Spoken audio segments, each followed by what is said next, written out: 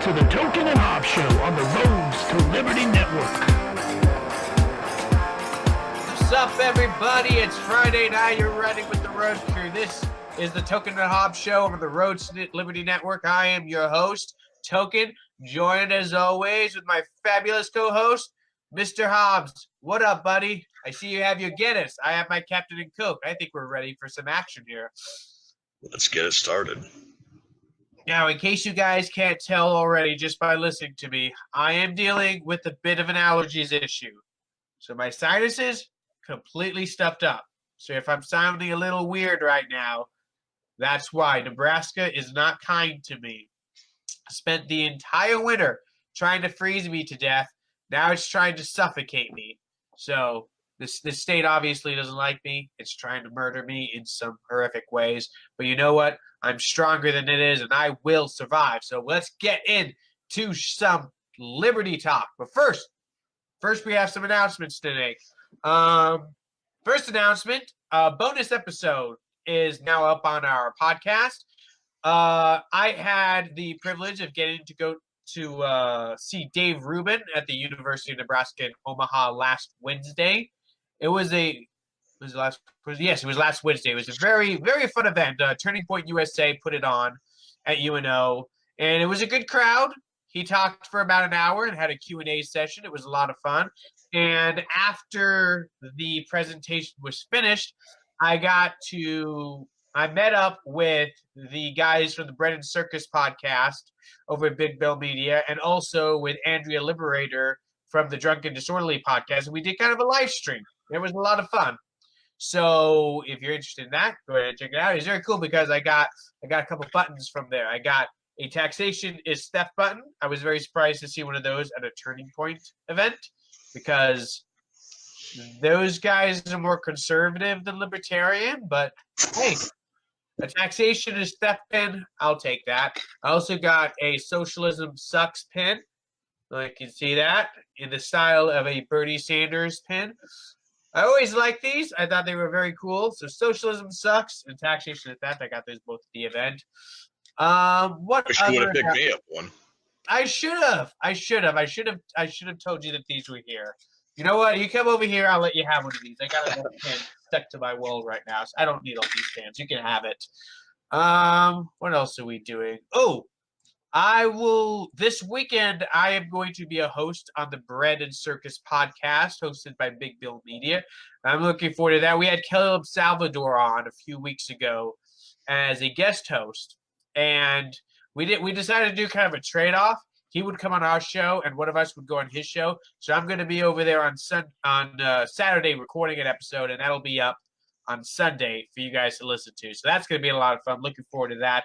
Also, big news, YouTuber and podcaster Matt Christensen is going to be on the show Tuesday night, 8 o'clock Central. I'm a big fan of Matt Christensen's work. Yep. He has a fantastic YouTube channel. He runs a great podcast called, Beauty and the Beta.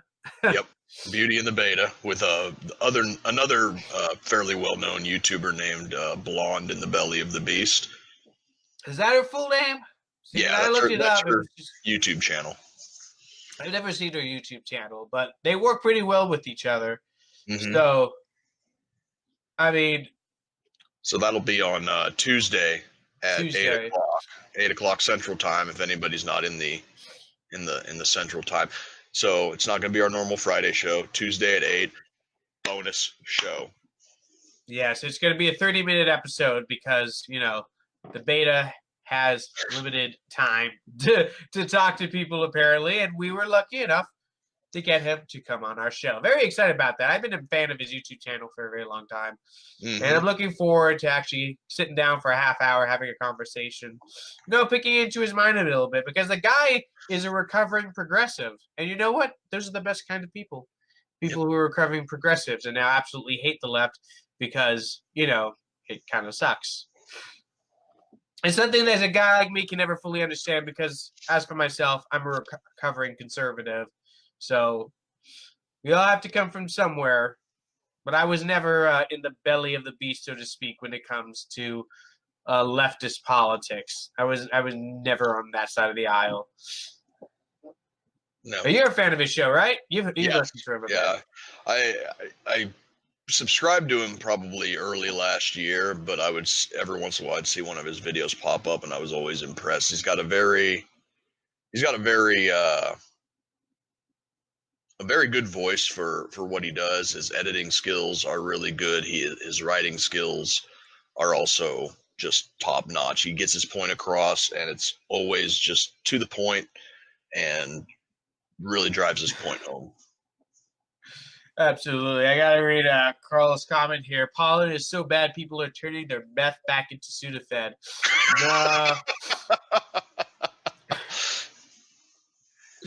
Not in Council Bluffs and not in Plattsmouth, they're not. They love their meth over there too much to turn it into anything else.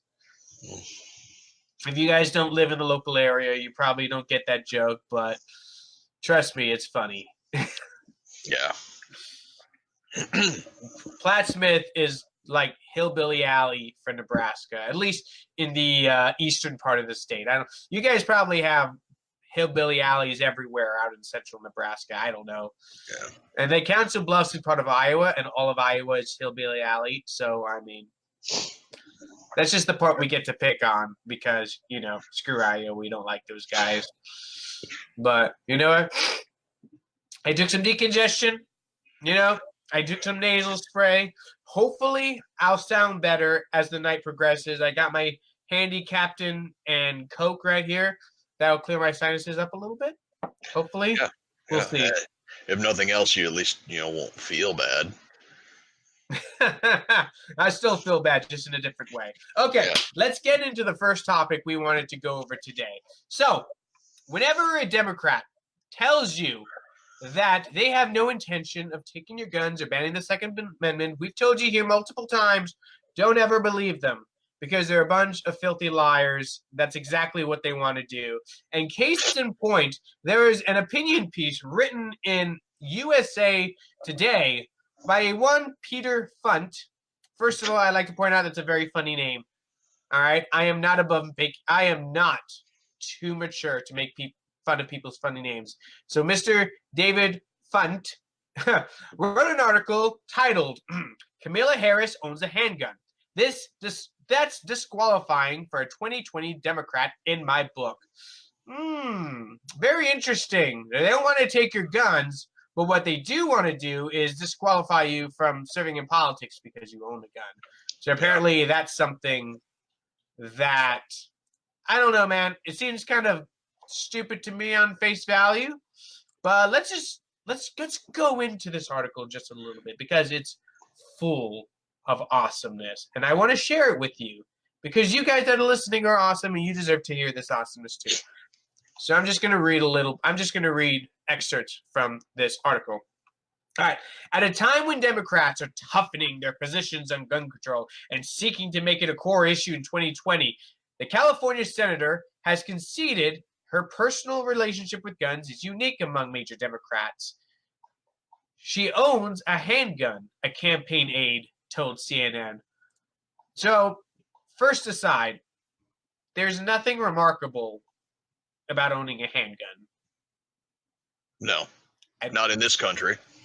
It's like she owns a handgun. Like, this is a big deal. Like, is this something that I'm supposed to be upset about? I'm not entirely sure. But apparently Kamala Harris owns a handgun. Who knew? I wonder what other personal possessions she has in her she owns. I don't know. I don't know. Probably a whole lot of weed paraphernalia next to those Tupac CDs that she said that she listened to in college. She is a filthy, filthy liar. Yeah, filthy liar. Now this is a couple of paragraphs down. I'm looking at it right here that just really strikes me as being at the crux of this whole argument. It says, Harris justified owning the gun by pointing out that, quote, I was a career prosecutor, end quote. She could have said, quote, dealing with dangerous criminals while serving as a district attorney in San Francisco, I felt compelled to have a handgun. After leaving that job, I disposed of the weapon, end quote. Now, to me, that there is really at the heart of the animal farm mentality that a lot of people on the left have, where all animals are equal, but some animals are more equal than others. This person here is justifying that if Kamala Harris had said, "Oh, I was in a job, in a position where a lot of people would have had it out for me because I put them in jail, so I bought a gun to protect myself," that would have been okay if she would have said, "But I got rid of it after I left that job." So essentially what the author is getting at here is, like, if you're a politician or a famous person, it's okay to defend yourself, but all you plebeians out there can just go pound sand. That's not even what she's arguing, because Mr. Funt makes it very clear in his article that he doesn't believe that self-defense is a valid that the fearing for one's life is not a valid reason to own a gun. I'll continue from where I was. It goes on. This underpublicized revelation comes as Harris is getting a lot of ink for being tough on guns. Her words are fine, but for a progressive like me, they are undermined by that handgun, that scary, scary handgun that I'm just pissing myself thinking about. And I can't be the only one who is disturbed. Keeping a handgun for personal safety is a bedrock conservative view. The best defense against a, quote, bad guy with the gun, unquote, the NRA falsely argues, is a, quote, good guy with the gun. Now, I want to stop right there and have a little bit of an aside, because at this point they quote, they cite another article. All right, I'm gonna have to find it here. All right, it quotes an article from ABC News, and I'm going to read you a quote from it and tell you what I think. It says, the report found that in those five incidents, these are incidents in which individuals... Oh, okay. They're talking about incidents of shootings. All right, and I quote, the report found that in 5 of those incidents, armed individuals who were not members of law enforcement exchanged gunfire with the shooter, leading to either the shooter being killed, wounded, or taking his own life. Now, what they're trying to do here is point out that the number of times that a non-law enforcement citizen armed with a firearm open fired on a shooter or a criminal and stopped them with their gun is low. That's what they're trying to point to. And they're trying to use this as an argument to say that, look, guys, good guys with guns don't actually stop crimes. Here's a list of 200-some shootings, and only 5 of them were stopped by a good guy with a gun. Well, let's just point out the fact that I think it's like 96 to 98% of all mass shootings take place in gun-free zones. So the fact that there were even 5 mass shootings stopped by good guys with guns is, 5 out of 200. Yeah, that's about 96 to 98%. Imagine my shock, right? Obviously. But this is an example of cherry picking facts, because there's a couple things they don't take into account here. One, in this instance, now we're going to get back to this later, but in this instance, they're not counting law enforcement as good guys with guns. So, okay, aside, if law enforcement is stopping a mass shooting, I think that qualifies as a good guy with a gun. I would say so. Yeah. So I don't understand why you wouldn't count that towards the good guys with guns stopping a shooting. All right, if you're gonna, I don't understand why you wouldn't count that. Secondly, it's amazing to me that they're only counting instances where the individual defending themselves actually used the firearm. See, here's the thing about it. They didn't make stopping an active shooter or preventing further crime as an option here. It was only killing, wounding, or causing the shooter to take their own life. Most of the time, when you brandish a firearm in self-defense, that alone will be enough to deter a criminal. Right. You don't need to shoot at someone in most cases. You don't need to hit them. You don't need to kill them or wound them or cause them to commit suicide to get them to stop doing whatever it is that you're shooting at them for. You know? Right. Just the mere fact that you have a gun and you're pointing it at someone will more times than not deter them from committing a crime. That should count as a, quote, good guy with a gun stopping a shooting. But for whatever reason, and I suspect that the reason is because they want to cherry pick information and come out with the outcome that they prefer. But for whatever reason, they don't decide to count that. They don't apparently don't see that as valid. Right.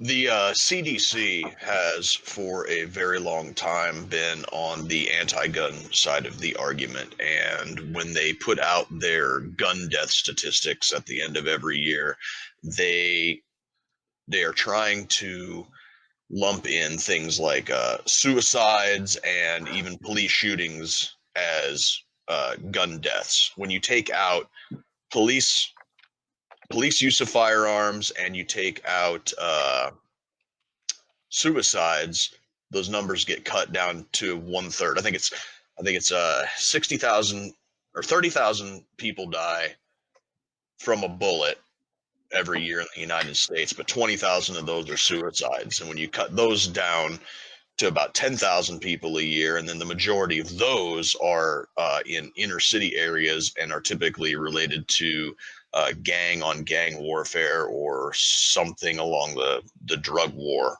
So the real number of people who are killed in homicides that don't involve, gang warfare is actually really small. It's a couple of thousand. So the CDC, wanting to finally put the argument to bed a few years ago, tried to do a study in which they tried to figure out how many times law-abiding citizens with guns defend themselves from a violent crime. And it's really hard to determine that actual number because, as you said, you don't have to shoot or kill your assailant in order for it to be a defensive gun use. If somebody walks up to you in the street and pulls a knife and says, "Give me your wallet," and you make a motion like you're about to draw your pistol and he runs away, that's a defensive gun use. Somebody breaks into your house in the middle of the night and you rack the pump on your 12 gauge and they head for the hills, that's a defensive gun use.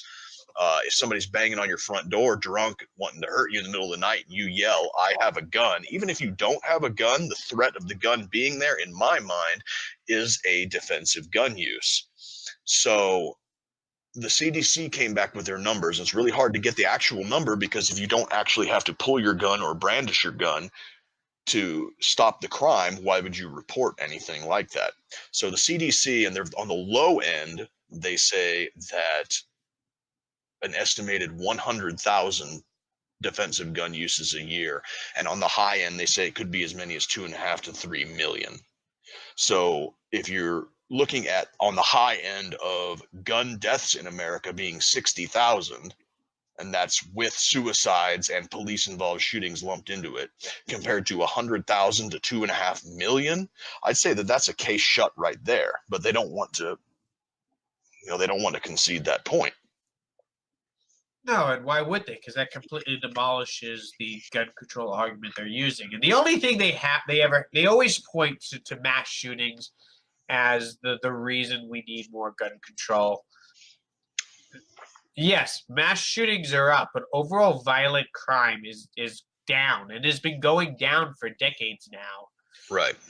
It's been at an almost 45-degree angle downward trend since the mid-90s. Yeah, it has been. And you know what? You're right. Defensive use of guns saves a lot of lives and stops a lot of crime. every single year. And examples like this of cherry picking information in order to come up with a better conclusion for your side of the debate, it's just completely ridiculous. I want to read a little bit more here. It goes on. By contrast, 21 of the 160 incidents ended after unarmed citizens safely and successfully restrained the shooter, the report says. Most of the time, if you're talking about civilians stopping a mass shooter, it's an unarmed guy without a gun because they're right there. Again, I want to point out that this fails to take into account that simply brandishing a gun could, in and of itself, and many times does, stop a shooting or a crime in progress. And if it did, and you didn't wound or kill the guy, these studies wouldn't count that. Nope. So your numbers are already completely skewered out of reality. They're not matching actual numbers. All right, so I want to point that out, that the very way that these numbers are calculated are done in such a way to skewer the numbers in favor of what the people making this argument already want.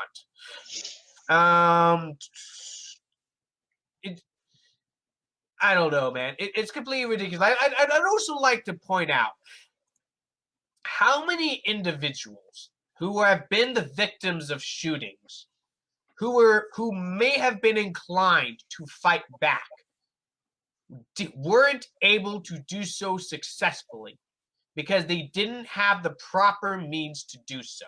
Now, reminded of a teacher during the Parkland shooting who held his body in front of students, defending them from bullets raining through a door.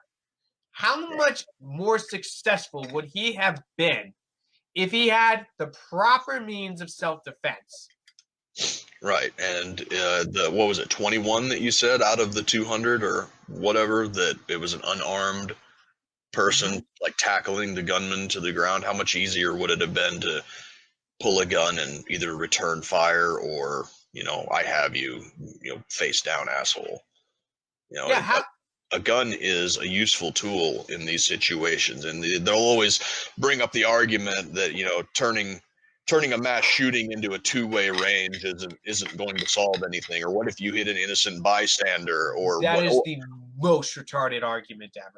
I hate hearing people say that. I know, it's like, if bad guy with gun walks into a restaurant and starts indiscriminately killing people, and I pull my sidearm and I shoot him, but I also hit one innocent bystander, the 5 people that he killed before I got to him, plus the one person that I accidentally hit, is a lot better than the 20, 25, 30, however many other people he would have killed if I wouldn't have had one at all.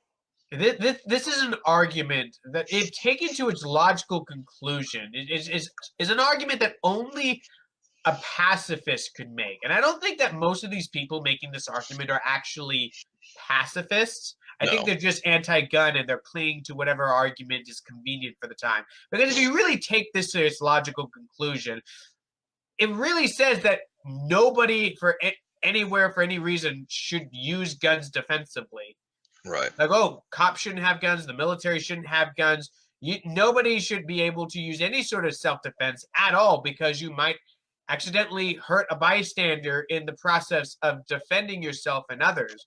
Like, if someone breaks into your home, you're not supposed, if you grab a gun to fight back against an intruder, that's a bad thing, because you might actually accidentally hit someone. So what you should do instead is just let that guy murder you at his leisure without making any attempt at all to fight back.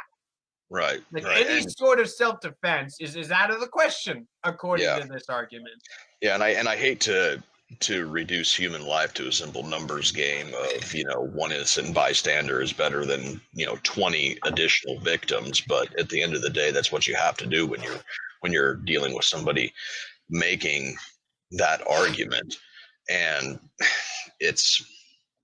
I think it was Stefan Molyneux who made the argument that the people who are trying to ban guns are not actually anti-gun. They're very pro-gun. They're just very pro-gun in the hands of a select few, because you're going to need men with guns in order to enforce the gun control measures that you're trying to push. So you're not anti-gun, you're pro-gun. You just want the guns to be in the hands of the state, who has a track record of being just so virtuous and honest, right? Right. And I want to point something out in this article that was very, very just, it was bad. Like, here's what the article then goes on to do. It then goes on to point to instances where a good guy with the gun failed to stop a shooting. One of the first ones they point out is the Sutherland Springs shooting. Now, you remember that one as the one that was stopped by a good guy with the gun, right? Or you may not remember that one because it was in the news for all of 10 seconds before they buried it when they found out what happened.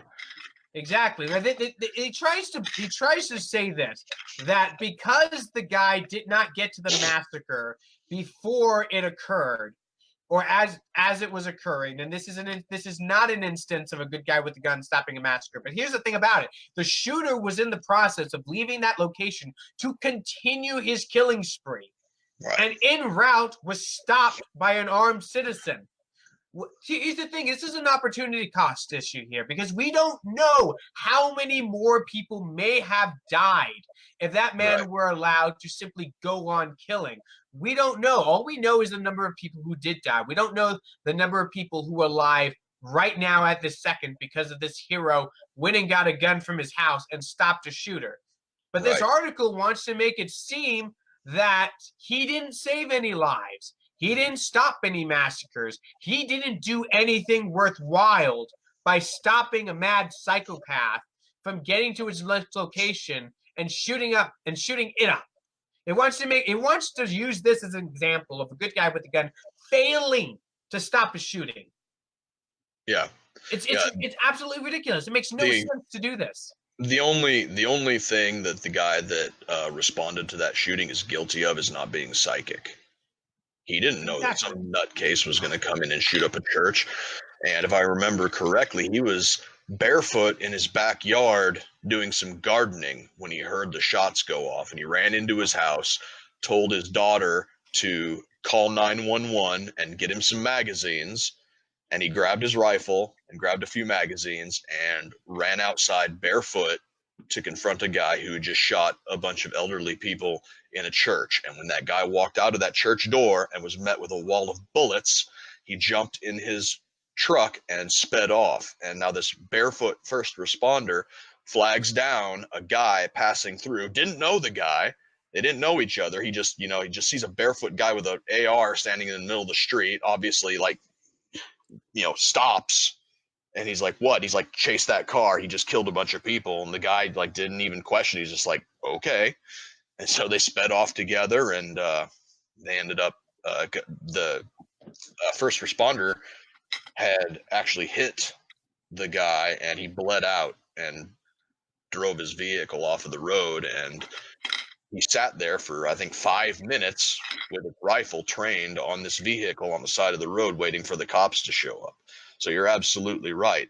We don't know how many additional lives were saved that day because a neighbor had a gun and responded as any normal person in this country should respond. And the thing about it is, nobody knows who would be dead today if he didn't do that. Not even the people, because we don't know where he was headed to next. Exactly. This is a perfect example of a good guy with the gun saving lives. And they want to make this sound like an example of a good guy with the gun failing to save lives. It's a complete denial of reality. And the next point I wanted to talk about is in more cherry-picking information. Because you remember before, I told you that they weren't counting police stopping shootings or crimes with guns as, quote, good guys with guns stopping crime. They weren't counting law enforcement. They then go on this is a list of good guys with guns who fail to stop shootings. In this list, now they want to count police because they point to the Parkland shooting and the fact that the Parkland Police Department failed to do their jobs and enter that school to stop a mass shooting in progress. Right. Now, it was absolutely disgusting on the part of the Parkland police that they failed to do their job. But now Now, when it's convenient for the gun control argument, now you want to count cops as good guys with guns only when there's an example of one failing to do their job. All the times when they stop crimes with guns, those don't count as good guys with guns stopping crime. But when they fail, that's an example of good guy with a gun failing. So it only counts towards failure. Success doesn't count, though. No, that's just cherry picked statistics. If the left didn't have double standards, they'd have no standards at all. Ooh, that's strong. I need some more. That's the thing about it, man. It pisses me off to see this sort of thing. It's intellectual dishonesty at its worst. But see, we're just focusing. This is just one of the sources that Mr. What was it? Funt. This is just one of the sources he was using to back his argument. Like, oh, we need more guns. Kamala Harris is disqualified as a 2020 presidential candidate because she owns a handgun. Here's one of my sources, and we've just been picking apart that source this entire time because it's just a perfect example of cherry-picked information that you take out of context in order to make your argument sound better. It's absolutely ridiculous.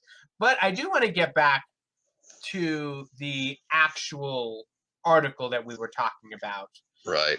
And this is a USA Today article, so I'm willing to bet that in the next few days you're going to have Kamala Harris virtue signal where she comes out and like destroys her gun on camera the way that a lot of people did after these shootings, which is essentially like a man castrating himself to stop a rape. You know? Yeah.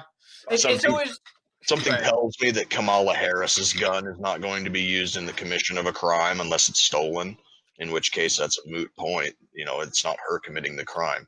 So, you know, if you have no intention or no inclination to break the law, then the fact that you could own 100,000 guns and it's not going to matter. You know, it's not the gun owners by default.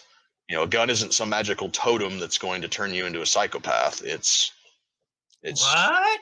Yeah, you know, it's not whispering in my ear to murder children or anything. It's just a chunk of wood and steel and plastic and aluminum that sits in the corner until I decide to use it. Man, you just blew a whole bunch of gun control dudes' minds with that statement right there. You mean to tell me that owning a gun doesn't make you a raving schizophrenic, where the gun is literally whispering in your head, telling you to do horrible, nasty things to people? No, sorry. Oh my God. Sorry, the voices in my head that I hear are manufacturers of my own brain. Or they're the CIA trying to get to you, man. That's why you should always wrap your head in tinfoil. Exactly. That's what this hat is made out of. It may look like a regular ball cap, but it's actually tinfoil. Yep. True story. Yep. That's how we roll. Absolutely. Okay, what were we talking about? We were talking about Kamala Harris and how she is now disqualified as a presidential candidate because she owns a handgun. That evil witch. How dare she? Yeah, I'm a big fan of that old saying, not to interrupt your enemies while they're making a mistake. So if the left wants to eat their own and disqualify Kamala Harris from the presidential race, then you know, by all means, you know, cannibalize away. But we're intellectually honest here, and we play devil's advocate. So let's just keep on keeping on. I mean, this isn't something someone should be getting shit for. Owning a handgun. No. There is nothing special about owning a handgun. Nope. It doesn't make you a bad person. It doesn't make you, you know, disqualify you from any position. Like, okay, so Kamala Harris owns a handgun. So what? I mean, I own a shelf full of books. That's almost as special as owning a handgun. It doesn't mean anything. It's just a personal possession. Who cares? Apparently, Peter Funt cares and thinks that they're not qualified to be president because of it. Now, wouldn't it be funny? You were talking about how, you know, people were destroying weapons, their own personal weapons to stop crime. Now, wouldn't it be great if she, like, tried to destroy it and just, like, made an illegal weapon as a response? as a result. Do you remember that? Yeah, that happened. That was a gal that was running for Congress up in one of the northern states, like Minnesota or Michigan or something. Ended up trying to destroy her husband's AR and ended up just making a short-barreled rifle or something. Yeah, which is a felony. You can't do that. Just chop the barrel right in half, and a lot of people pointed out, it's like, you didn't actually destroy the gun, but you did make an illegal SBR. And then they reported her to the ATF, and the ATF, a bunch of cocksuckers they are, decided not to do it, not to do anything about it. It's it's an honest mistake, dirt. So stupid. It would be hilarious if Kamala Harris did something like that, accidentally committed a felony because she was virtue signaling about guns. Well, it's California. She's probably accidentally committing a felony by breathing right now. Probably. She's not paying a tax on that breathing. So, I mean. Not offsetting her carbon footprint to the Church of Al Gore. All right. Now, getting back to the article, here's a little bit more of it. While progressives support the legal reforms Harris advocates, they also seek a shift in gun culture. I don't think progressives need any more shift in gun culture. Those guys are pretty anti-gun already. I don't think anything that progressive politicians say is going to shift conservatives or libertarians from our gun stances. So good luck with that. No, if anything, it's just going to widen the gap, the polarization gap in this. And there's nothing that I can think of off the top of my head that is more polarizing and more apt to lead to an actual violent exchange than gun rights in this country. Absolutely. All right. From the article, Kamala Harris doesn't seem to have the courage to concede that owning a handgun for protection is a bad idea. Instead, she has given voters a real choice. Back candidates who care enough about gun control to not own handguns, or support the only major Democratic contender who has one and won't throw it away. So, Mr. Hobbs, do you own a handgun by any chance? I own about a dozen handguns. And have any of those handguns ever, I don't know, sprouted legs, started walking around your house, shooting random things? Anything like that ever happen? Nope. Although I do own some pretty old ones. Who knows what they did in their former life. And have you ever, I don't know, picked up one of these handguns and just started shooting wildly, randomly, just hitting everything and anything? No comment. All right, but in your own house. Yeah, I live out in the country, or used to live out in the country, where you can get away with doing that. But no, I know what you mean, and no, it's So this article is trying to tell me that owning a handgun is a bad idea. Would you say that it's been a bad idea for you? It doesn't sound like you've suffered any negative consequences as a result of this, except maybe to your wallet. Yeah, that's the only thing that gets hurt is my bank account because of my gun ownership. It's truly amazing. Oh, she doesn't seem to want to admit that owning a handgun is a bad idea. Now, here's the thing about this.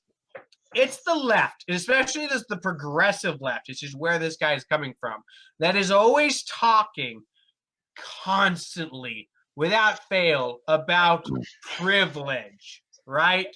Is these guys that are always talking about privilege. How privileged of a position do you have to be in where you never actually fear for your safety? You actually don't have any concerns for your safety whatsoever. And you make the argument that everyone else must be in the same position as you. No one fears for their lives. No one might want to own a handgun for self-defense. That's just irrational. That's just silly. Guns are bad. They make your life miserable. No one should own one of these things. This is the definition of a privileged argument. You are safe. Wherever you are, Mr. Peter Flunk, or whatever the hell your name is, you are safe. You are not being bothered by gangs. You are not being bothered by criminals. You are not working behind the counter of a gas station where some dude with a shotgun might come in and try to rob your store. You are not some woman walking home from work in the middle of the night down a dark alley who might want the protection of a handgun, who might want a little bit of peace of mind that comes with owning the means of defending yourself. Because you, Mr. Peter Fluck, don't need to defend yourself. You freaking idiot. Other people do. Other people might need that peace of mind. Other people might need to actually draw a gun in defense of their own lives. The fact that you don't is irrelevant. All right? So shut up. You don't know a goddamn thing about any of this. You're just some whiny, bitchy progressive who doesn't know a goddamn thing about guns, who doesn't know a goddamn thing about any of this. You're just a sycophant who wants to rule everyone else's lives and doesn't take a second thought into why people might want to own a handgun. Even Kamala Harris. Oh, look, a prosecutor going after dangerous criminals might want a handgun? Oh, a senator who's like constantly in the crosshairs of political opponents. I mean, just a couple of years ago, we had a fucking Bernie Sanders supporter go to a baseball field and shoot up a bunch of Republican senators. What do you mean politicians may not want to defend their own lives from crazy wackos who want to murder them? And you're just going to sit here and judge someone for owning a handgun? You know what? Fuck you. Yep. And you're right. It does. It comes from a very privileged position where a person can just automatically assume that the police are always going to be close enough at hand, or private security is always going to be close at hand, or personal security, like a private bodyguard, is always going to be there. It's really indicative of the left's culture at large of shifting the onus of personal responsibility onto someone else. That is at the bedrock of their entire life. Their entire philosophy is that you don't need to take responsibility for yourself. Some higher authority is the one that needs to be looking out for you. And as an aside, I'd also like to point out, this just popped into my head, that for a group of people that are always poo-pooing the original intent behind the Second Amendment of being able to stand up to your government, and always saying things like, ha ha, you can't stand up to drones and tanks with your AR-15, ha ha ha. Oh, I love that argument. They sure do seem to shit their pants over the mere thought of citizens owning a handgun. You know, it's like, which argument are you trying to make? Are handguns and ARs and AKs and modern firearms so dangerous and so deadly that we need to restrict their ownership universally? Or are they just pea shooters that are of little consequence, and you're a paranoid tinfoil hatter for thinking that the Second Amendment applies in current year? Current year, my friends. You know, it's those fully semi-automatic rifles that we really need to watch out for. Those are dangerous. You can't have fully semi-automatic rifles on the street, man. Who knows what criminals might do with those? I mean, it's just anarchy out there, man. We wish. So that's basically what I have to say about this abortion of an article from the USA Today from Mr. Peter Funk. Took up a full 45 minutes. It did, because this fucking thing is absolutely ridiculous. You know, this is what happens when I get 2 drinks in me. I start cursing and ranting and going all crazy. I think the show is actually better this way, though. Yeah, I do too. If anybody wants to read the article for themselves, we didn't actually read the whole thing word for word. I would suggest going to usatoday.com. And I don't know how you would find it. There's a search option. I'll post it in the show notes, and also to our Facebook page, Roads to Liberty. Give it a like, guys. It's great. Yeah. Go ahead and do that if you haven't already. But you can go ahead and go there and read it for yourselves and get everything in context. Whew. All right. What else were we going to talk about today? One of the things, kind of a good segue into a related topic, is old Eric Duke Nukem Swalwell was kind of back, not necessarily in the news, but got on Twitter and beclowned himself again. Remind me who this guy is, because the name sounds very familiar. Eric Swalwell is one of the 200,000 Democrats running for president right now. He's one of the well, that narrows it down considerably. He's one of the low tier ones, but he kind of became infamous a few months ago when he was talking about confiscating firearms in America. And Joe Biggs, who used to work for InfoWars, and he does his own thing now, he said, looks like Eric Swalwell wants a war, because that's how you would get a war in this country. And Swalwell replied to Mr. Biggs by saying, yes, and it would be a short war, my friend, because the government has nuclear weapons. So essentially, a member of the House of Representatives threatened to drop nuclear weapons on recalcitrant gun owners in the United States. So if that is not insane enough for you, a few days ago, Mr. Swalwell got back on Twitter and said something to the tune of, let me pull it up here real quick. I got it saved in meme format. That's the best format, by the way. It really is. He said, quote, NRA Twitter is losing its mind with how is Swalwell going to take guns from law-abiding owners? Spoiler, I'm not. I'm organizing with the moms and students, and we're going to change the law. Weapons of war will be no more. Hashtag ban and buy back. Hashtag end gun violence. End quote. So that was his little tweet. What a hot take that was. Exactly. How are they going to take guns from legal citizens?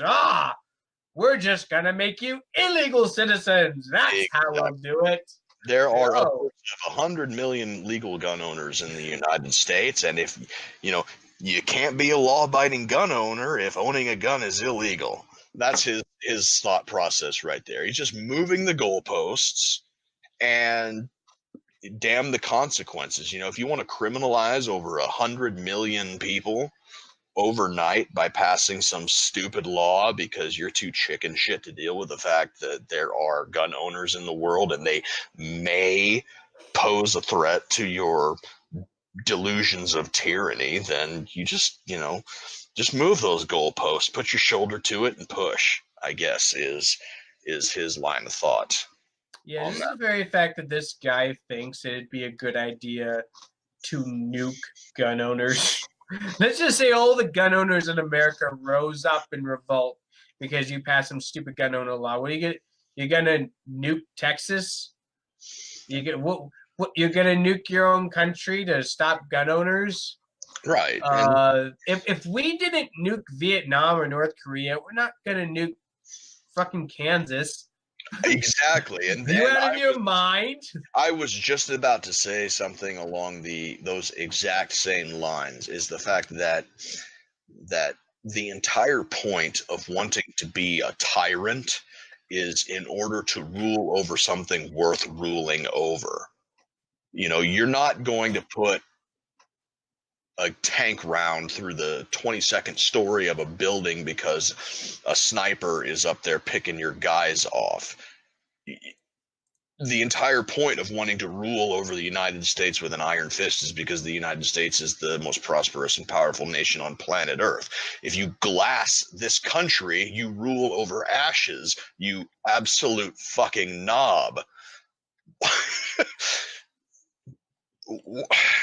The stupidity of people like this, or maybe it's not stupidity, maybe it's just unbridled ambition is blinding people like this to exactly what are going to be the consequences of the policies that they're putting out, because I'm at a loss for words. No, I think it's stupidity.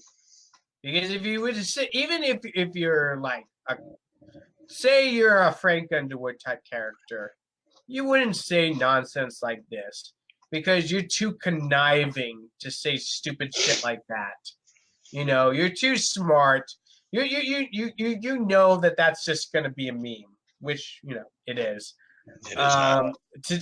To say that it would be a short war because we have nukes. That's stupid. That's pure stupidity. You're not thinking things through.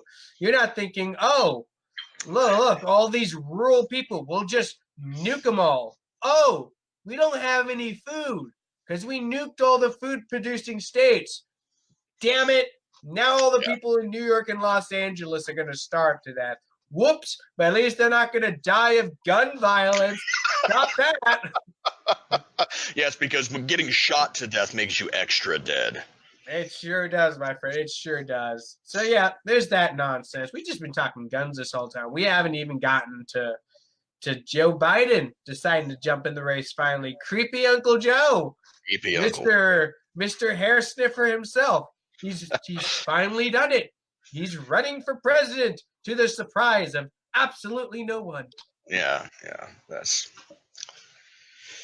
And unfortunately, between him and Bernie Sanders, I think it's going to come down to a Biden-Sanders runoff, because with Kamala Harris being disqualified due to owning a gun, and Beto O'Rourke made his millions and fell off the map, and Cory Booker's too busy fighting for his life in the arena to put much into because he is Spartacus. I am Spartacus.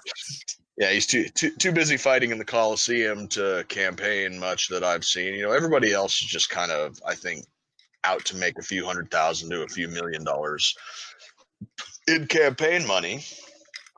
Bernie and Biden, I think, are the only two that are really in it to win it. It's hilarious to me how all this stuff is just kind of falling off of Biden's shoulders. Like, it's not sticking to him. That's the thing about it. There cannot be anyone less like Donald Trump than Joe Biden, but all this crap is just, it's sliding right off of him, just like it would to Donald Trump. Right. It's funny.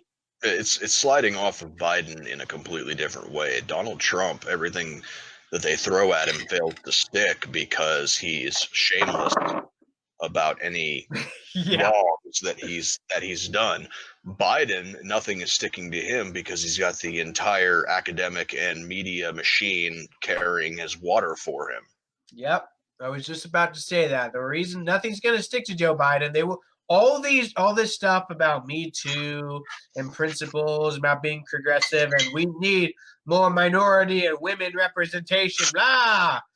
All that's going to go right out the window because you have this old white guy who wants to be president. It's fun. Isn't it hilarious? Just think about this for a second.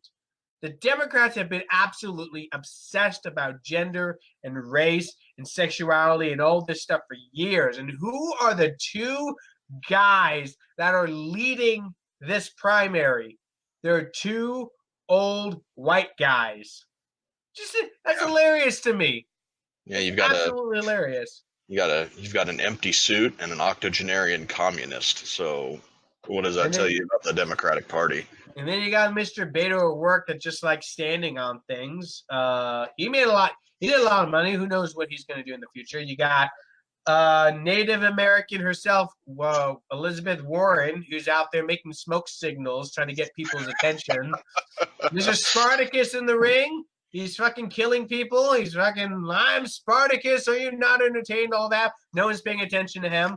Kamala Harris is disqualified because he owned a gun. Tulsi Gabbard is getting no attention whatsoever because, unlike everybody else, she's actually anti-war. Yeah, and you can't have that. I was going to say, Tulsi Gabbard, I think, would be the only person that could pose a threat to Donald Trump because she actually has principled points that she stands on. She makes them. eloquently. She's a woman of color. She's good looking. She isn't playing the identity politics game despite being a woman of color. Whammons. Whammon. Isn't she also a veteran?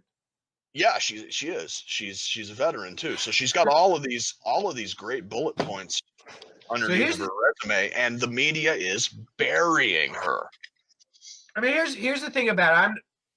I'm not a Tulsi Gabbard. Out of all the Democrats, she's probably the only one that I could possibly stomach, because she's really, really, really good on the biggest thing that's important to me, and that's not murdering foreigners. That's a pretty big deal to me, and she's really good on that. So awesome to her. You know, a lot of other Democrats, they every once in a while they'll mention something about it, like Bernie Sanders, like, oh yeah, and I'm also anti-war. Now back to the socialism. Yeah. But to her, that's like front and center. That's her thing, which is awesome. And they're burying her. They're giving her absolutely no attention for it. But the thing about it is, and I've said this in relation to libertarian candidates who might be on the debate stage in 2020. God, I hope so. But I've said it before. One of the reasons I dislike Bill Weld so much is because he would get murdered on the debate stage with Donald Trump. He does not have the toughness points necessary to stand toe-to-toe with Donald Trump. Like a guy like Larry Sharpe would, because he's a Marine. And he'd fucking murder Donald Trump because he's actually tough, as opposed to the faux tough that Trump is. But Gabbard's a veteran too. So maybe she would have the toughness necessary to beat Trump in a debate. But I'm trying to look at the rest of the field.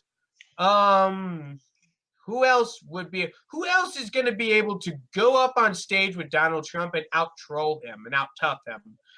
Bernie Sanders doesn't have a killer instinct. He wouldn't go after Hillary Clinton in the primaries. He didn't have a killer instinct. Elizabeth Warren would get absolutely eviscerated by Donald Trump. That would be absolutely hilarious to see that happen.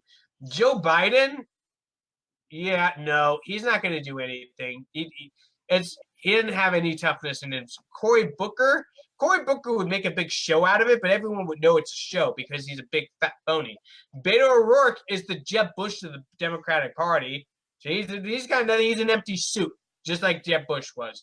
So who the hell do the Democrats have that actually has the toughness necessary to go up against Trump and win? Just Tulsi. Just Tulsi. And they're burying her for whatever reason. For the same reasons that they buried Bernie Sanders in 2016. They've got their candidate in mind, and they're playing the long game. The more I think about it, I honestly think that even the Democrats know that they can't beat Trump in 2020. So what they're doing is they're pushing the furthest left candidates that they can and trying to shift the Overton window and playing the long game. You know we can't beat him in 2020. We won't have to worry about him in 2024 because he'll have 2 terms under his belt. Let's just shift the public perception in the Overton window a little bit further left and play our cards in 2024. So here's the thing. I don't even necessarily think that's true, because I see a civil war in the Democratic Party going on right now.